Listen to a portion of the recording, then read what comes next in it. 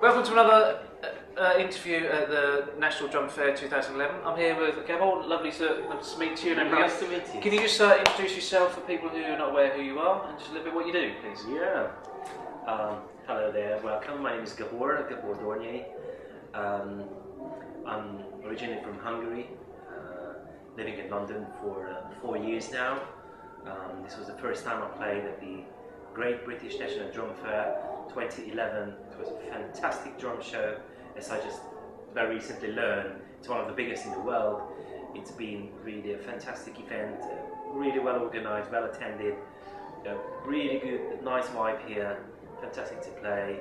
All the facilities and the people were really, really nice. I had a great time. A little bit about myself. You can learn everything on gabordornyei.com and thunderduo.com. That's my band with a fantastic percussion player, Cornel Horvath. It's called Thunder Duo. Thunderduo.com is also live. We recently released a brand new DVD with the star guest Don Familaro. This year we just released in March 2011. I've got a previous DVD called Drums, Music and Friends. It's both available on my website.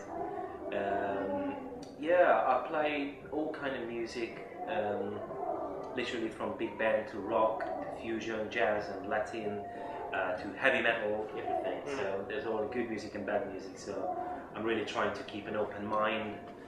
Please check out my YouTube stuff and website and everything. Brilliant, thanks very much. Excuse me, guys. Just double checking. Okay, what's the best thing about the National Drum Fair? Oh, National Drum Fair. First of all, I really love vintage instruments. I really love vintage drum kits. I'm a fan, I'm a collector myself, so I've got 10 drum kits. I met loads of really dedicated, nice people committed to the art form of drumming and the keeping the tradition alive. Yeah. And loads of great drummers I've heard and loads of fantastic vintage gear. It's like a whole family here. Yeah. And so it's really nice vibe, fantastic instruments, nice players. I just enjoyed myself. I feel like at home since I just arrived, and I felt like at home straight away. So Okay. it's a really nice vibe. Great, excellent. What's the best thing you've seen here over the weekend? Best thing I've seen.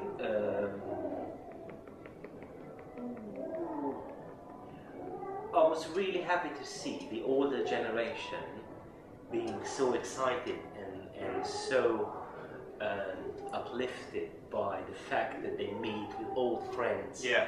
And they keep the traditional jazz kits in like mint condition, and they talk about jazz and talk about jazz drumming and swing and the way they hold the stick, and they do, they show their sticks and tricks and everything around. So it's like the whole, this friendliness, the whole excitement and enthusiasm that they talk about drums. And I learned a lot. Yeah, I learned a lot. I bought a sonar stand for myself. I just found it now. Like a vintage stand which belongs to my kids. So I'm really happy with that. That's the best thing. Fantastic.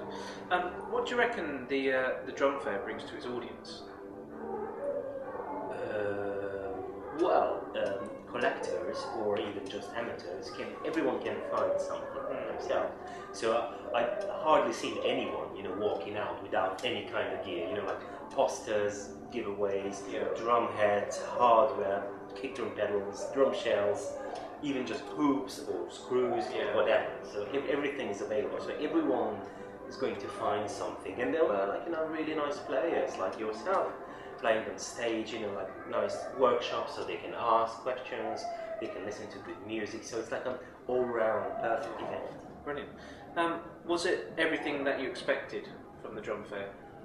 Everything and more, indeed. So absolutely had a fantastic time. Brilliant. Is there any suggestions that maybe something that you may want to see here at the fair at all? Is there anything? Well,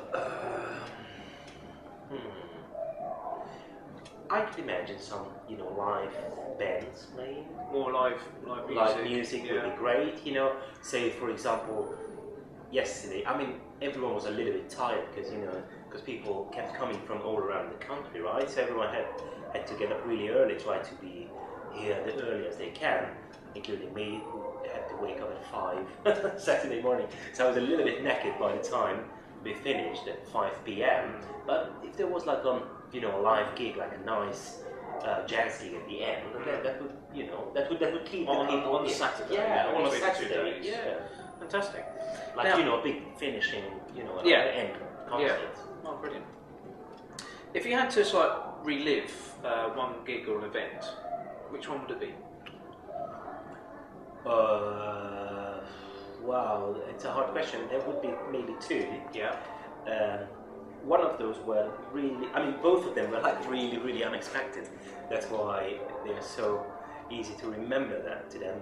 Once I've been booked for a live gig by the keyboard player guy who was the MD, like a musical director of a big pop gig, and he said there's going to be a couple of famous artists. And I was still back home. I used to live back there in Hungary, in Budapest, and he said, "Oh, well, there's going to be a big pop gig, and but sometimes the guy wasn't not reliable, but he was like sometimes he was a little bit all over the place, Yeah. so you never really know what to expect from him." Yeah.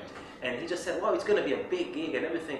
So I said, "Okay, cool. We rehearsed once. I learned the tunes and written them down, and we turned up, and the gig ended up being the biggest gig of my life.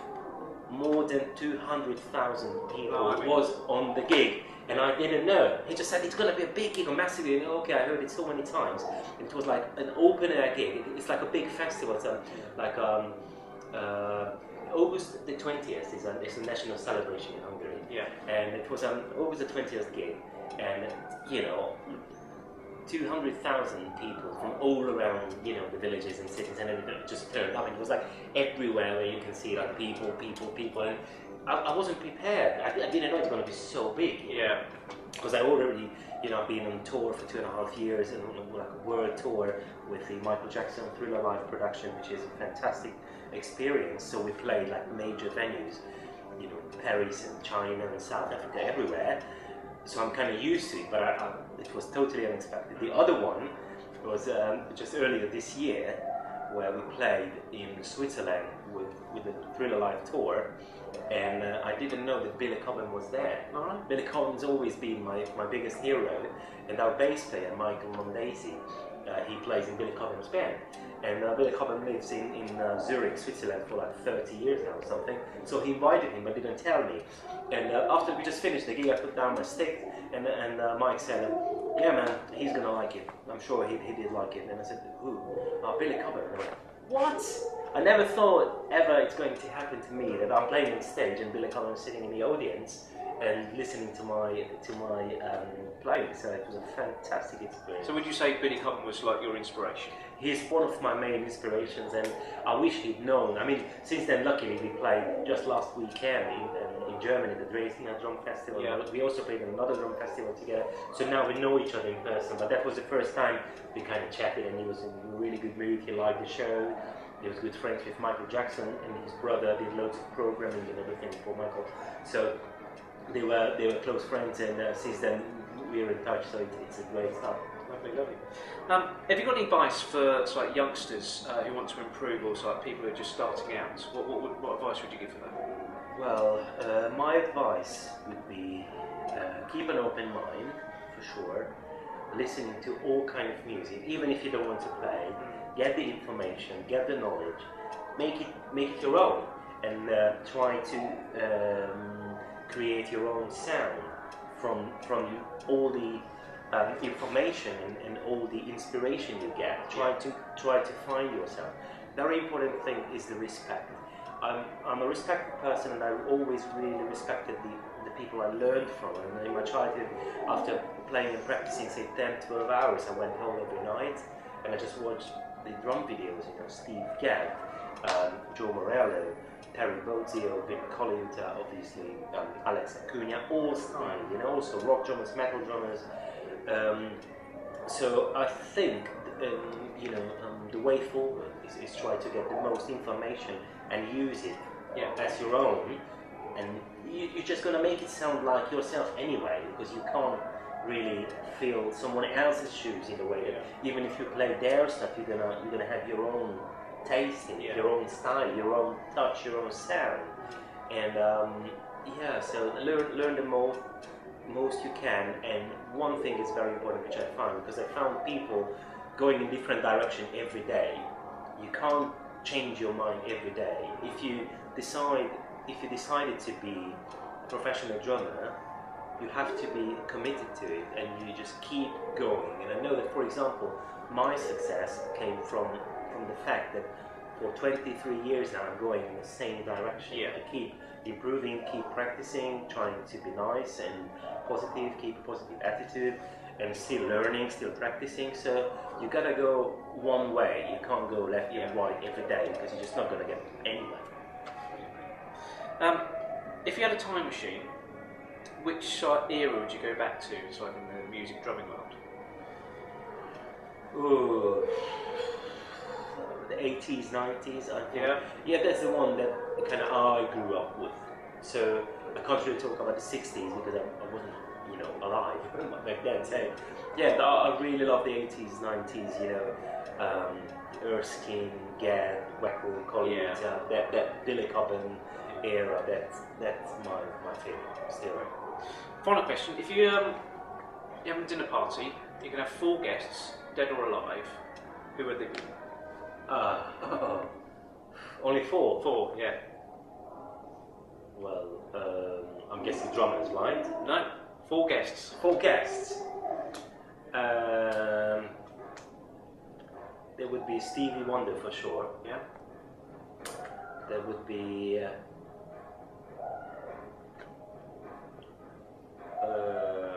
Michael Jackson for sure. Yeah. I would love to know who.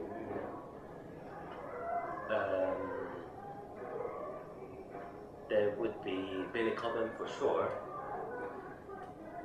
and there would be the 4th one.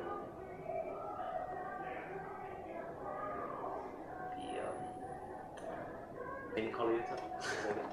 It's hard to say because it's so many people I admire, and I really would love to know them more and more, and just get the inspiration, get the information. So great stories. It's really good to hang when they not in working position. They just themselves and really loose and chatty and everything. I love those kind of conversations. Brilliant. Well, Gabor, it's been a privilege. Thank you so much for being here for the Drum Fair 2011, and we'll see you again on another interview. Thanks very much. Nice one. Take care. Cheers. Bye bye.